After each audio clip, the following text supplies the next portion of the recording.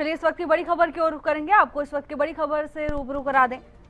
नेता प्रतिपक्ष भूपेंद्र हुड्डा का बड़ा बयान सामने आया। क्रॉस वोटिंग पर रिपोर्ट पार्टी हाईकमान को भेज दी गई है। रेणु बाला के आरोपों पर भी नेता प्रतिपक्ष की प्रतिक्रिया सामने आई। कहा, एक झूठ बोलने के लिए कई झूठ बोलने पड़ते हैं।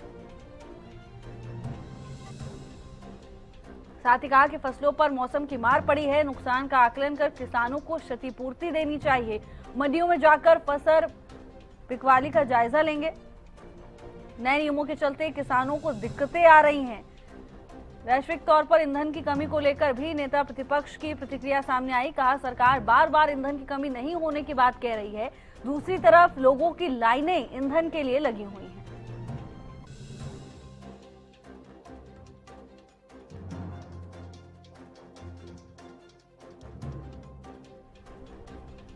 नेता प्रतिपक्ष भूपेंद्र हुड्डा का बड़ा बयान सामने आया। तमाम मुद्दों को लेकर अपनी राय रखी। क्रॉस वोटिंग मामले पर कहा कि रिपोर्ट पार्टी हाईकमान को भेज दी गई है।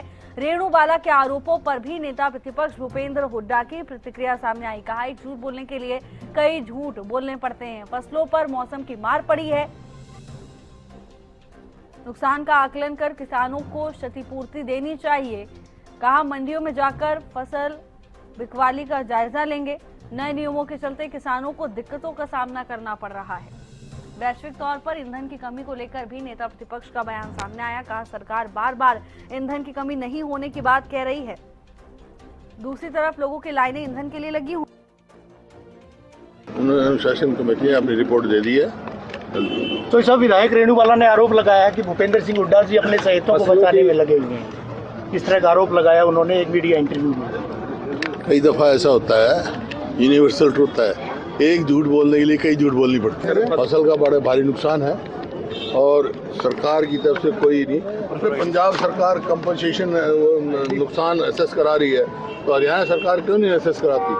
बड़ा भारी नुकसान हुआ है, बेमौसमी बारिश है।